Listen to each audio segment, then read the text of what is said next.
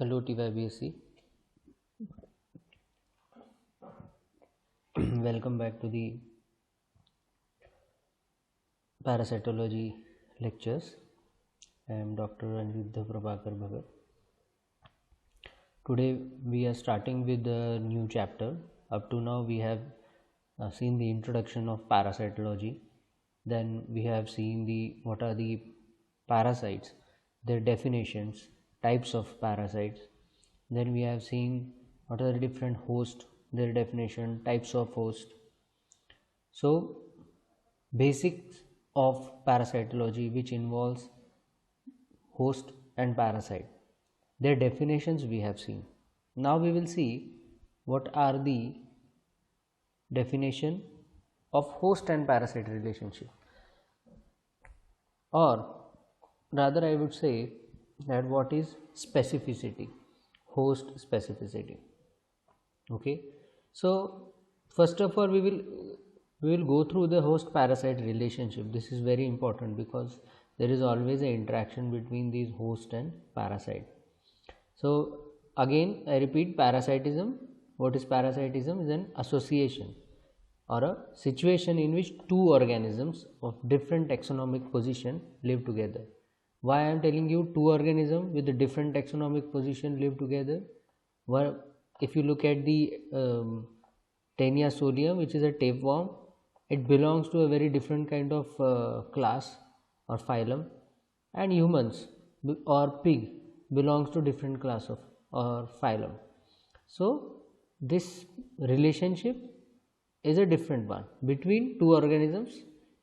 One is dependent on other, but they have a taxonomic position, different taxonomic position, but living together. Okay, and of course one is enjoying all sort of benefit. Parasites enjoy all kind of benefits on the expense of humans or other animals. Okay, and that organism is called as parasite because it is not asking the host for any kind of help, but taking it directly on expense of nutrition of that particular host. So host and parasite relationship must be with respect to, or you can say in the context of the communicable diseases. Okay, the host parasite relationship must be considered not only with respect to the individual host parasite interaction, but in terms of relationship between the host and parasite population also, and those of any other host species involved. Okay, so you have to see whether any other host species are also involved in that or not. So this is about the host and parasite relationship. Now whether all the parasites or they can infect all kind of host?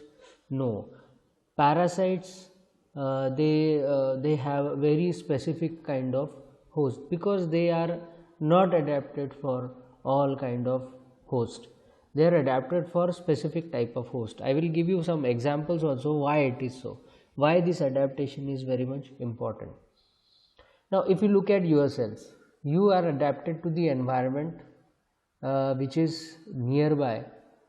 Okay, your body is, I think this example I have given you before in I think third or fourth lecture, that our body is adapted to the environment based upon what?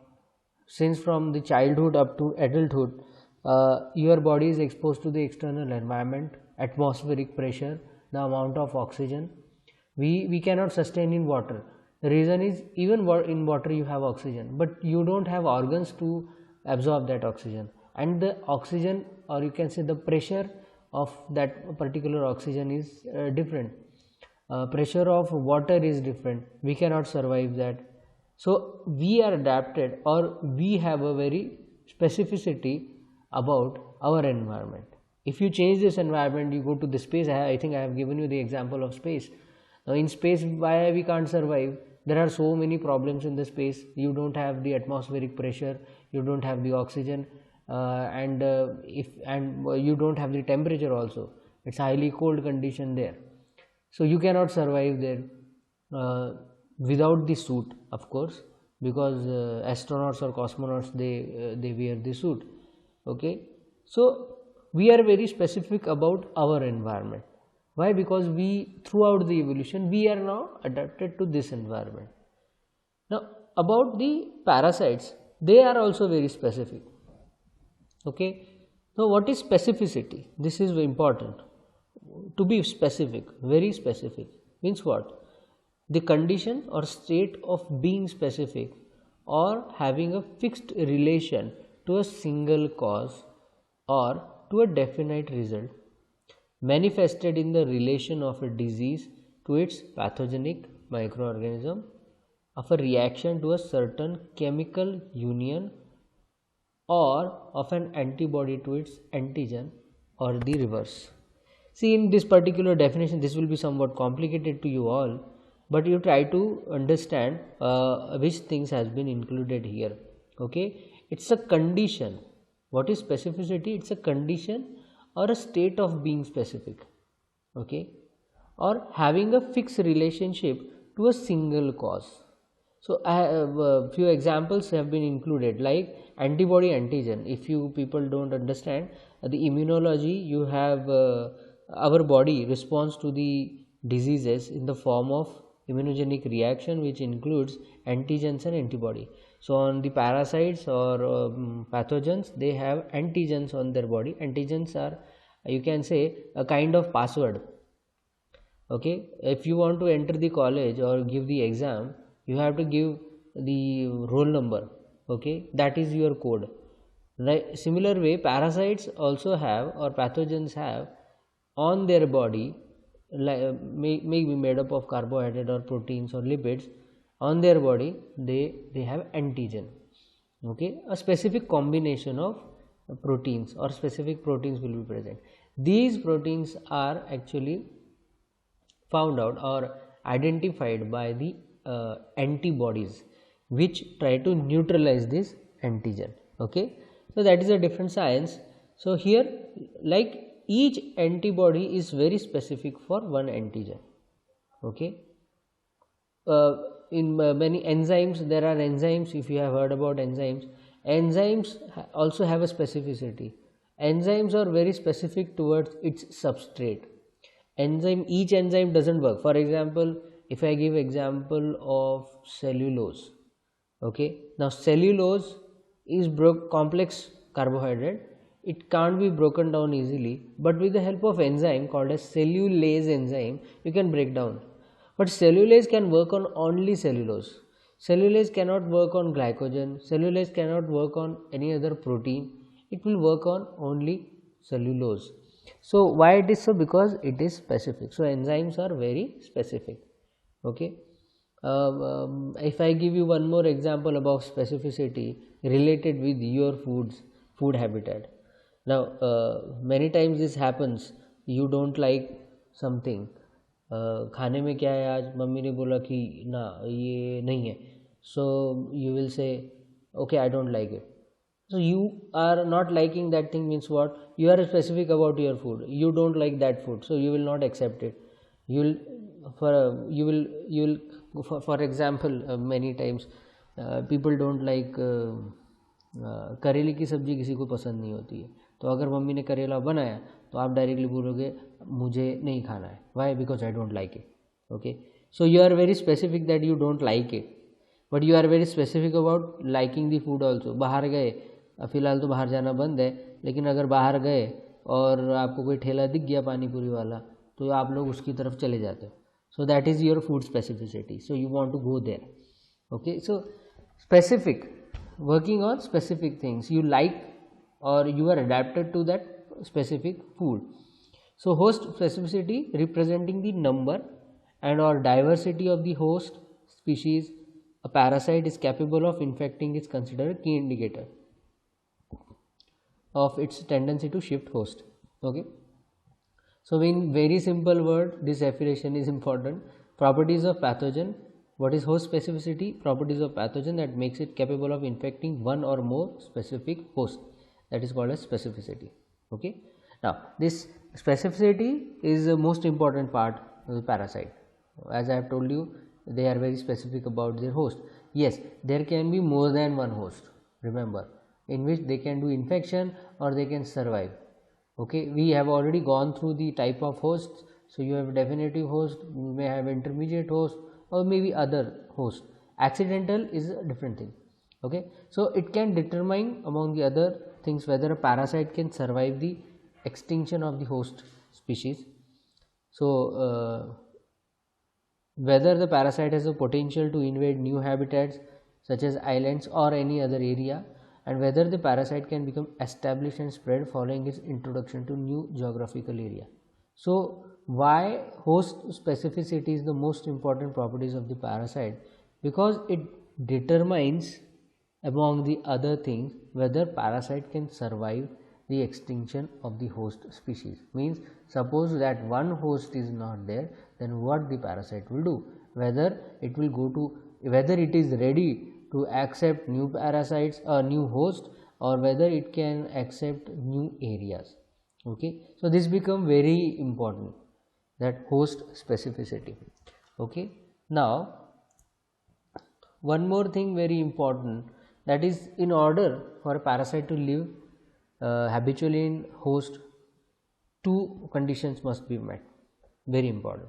One, a dependable means of transfer from individual to individual, means it should not be stopped in one host, and means from one man it should get transferred to another man also.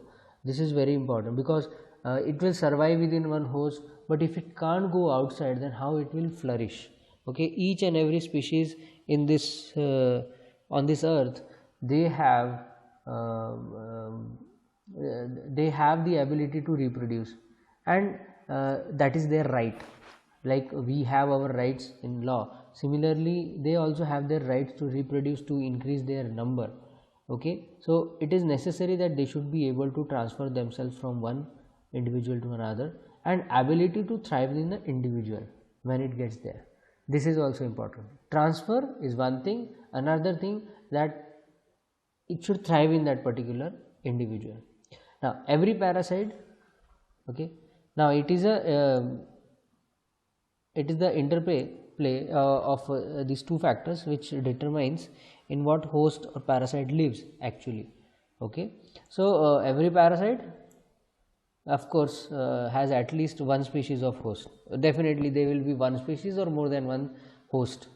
Okay, and sometimes several, in which these conditions, in which these above two conditions are satisfactorily met.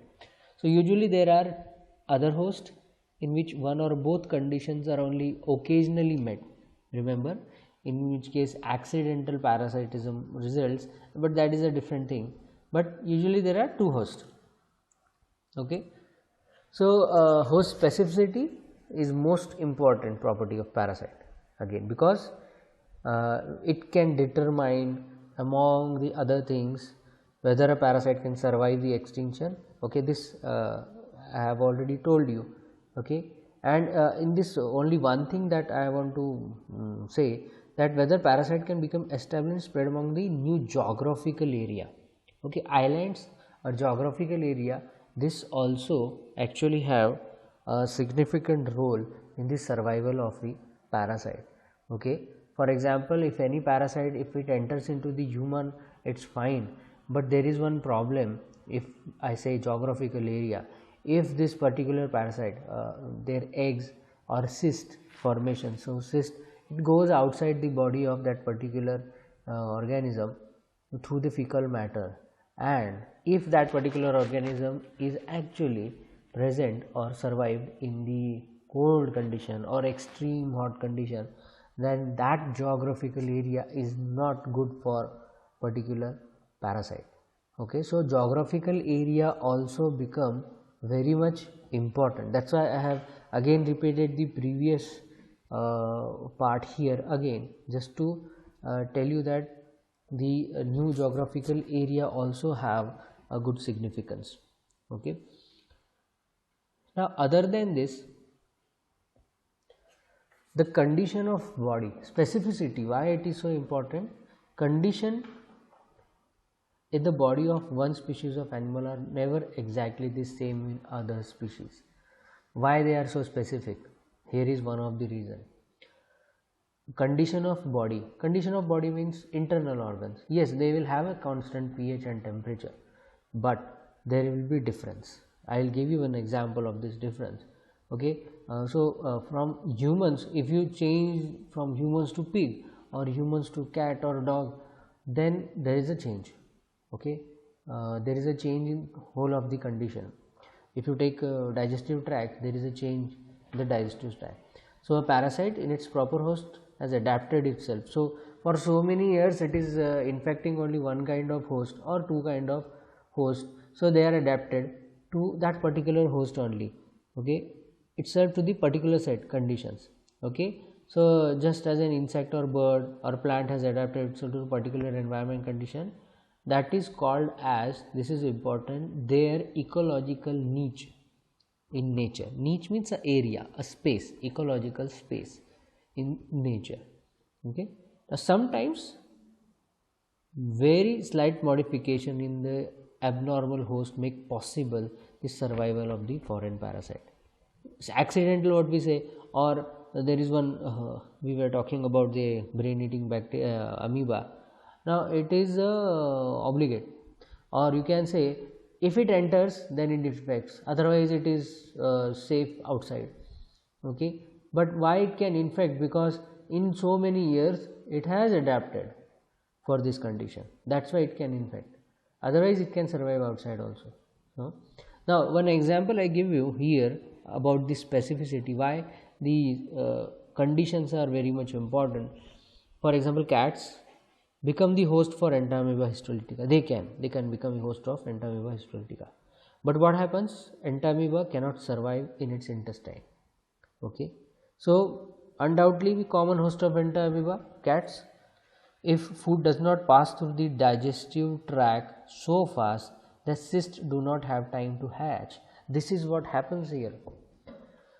Okay, means what? Within the cat, Entamoeba can enter, it can survive, but the problem with the cat is the length of the intestine is very small, and as the Entamoeba adapted to the humans, what happens? Within the human you have a large intestine. Okay, so due to the large intestine, what happens here? This is one comparison, as you can see. Now if you look at the physiology of cats and dogs, again it is clear that they are designed to eat meat. Okay, mostly protein and fats. Remember, you look at their mouth parts, they have canines, they don't chew, basically they don't have teeth for chewing. Horse or cow, they have, herbivorous animals have those very small canines, but they have chewing type of teeth. Okay, so cats do not have a grinding teeth, dogs only have a few. Neither are able to move the jaws sideways and is needed to grind plant and material. Now why we require it? Because we eat complex food. Okay, so sideways. Okay, so neither have a salivary amylase and both have relatively short digestive tract compared to their herbivore cousin. Now just remember, they don't have amylase within their saliva, so they are not actually made for herbivorous food or plant food. So every single herbivore that exists on this planet has exact same ratio of intestine. Another thing, that is about their size. Intestine of cat is very small as compared to intestine of any herbivore animal. So if you compare it, so every single herbivore that exists on the planet has the exact same ratio of intestine length, digestive tract, that is 10 to 12 times the length of their body. Okay, so genuine carnivores like lion, tiger, bears or foxes and cats all have a much smaller intestine, digestive tract in comparison. Okay, why it is so? So they are all have 3 to 6 times the length of their body. Why? Because there is one reason to this. Shorter the digestive tract, so they can push through decaying and rotting of animal flesh, cholesterol and saturated animal fat rapidly. Okay, This is very important. What they can do, they can push through the decaying and rotting. So this will not happen in their body. So it will be a fast absorption. So for so this is very important. Their food contains mostly fats and protein, because meat they are eating, and that is broken down fast and absorbed and passed through the intestine. So small intestine, as compared to the herbivore animal which eat actually cellulose or complex carbohydrates, and you have to digest the complex carbohydrate. For that purpose you have to keep the complex carbohydrate within the intestine for the longer duration as compared to others.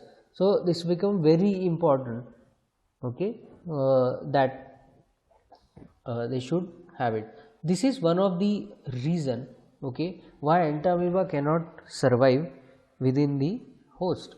Entamoeba cannot survive in the cat, because small intestine. So the time duration required for amoeba to make the cyst is more as compared to, and why it can do it in humans or in other animals, especially in pigs or any other thing. The reason is they have long intestine, so entamoeba have enough of time to get settled, make the cyst or get attached to the intestine. But if it enters into the cat, this doesn't happen. A similar thing happens with the we will see that example in dog or any other animal also. So this is called as specificity. So not only just the cyst formation, but to trigger the cyst formation there should be some internal changes or some enzyme attacks also required within the host. When they come in contact with that particular part, then they convert themselves, entamoeba convert themselves. This doesn't happen in the cat. That's why entamoeba, they can survive but cannot thrive or reproduce within the cats. This is one example of host specificity. Okay, so in mature condition, a given parasite is quite often found in limited number of hosts. Okay, in extreme condition, distribution of parasite may be restricted to a single host or monospecific parasite, and this host specificity is function of physiological specialization and evolutionary age. Okay, so broadly the specificity is divided into three parts. One is called as the physiological specificity, one is called as the structural specificity, and another is called as the ecological specificity. Okay, so today we will stop our lecture on this particular part. There are many more examples related with the digestive system or other changes that has happened within the body of host, and that is adapted by the parasite. So a very important part, host specificity of parasites. Okay, so thank you.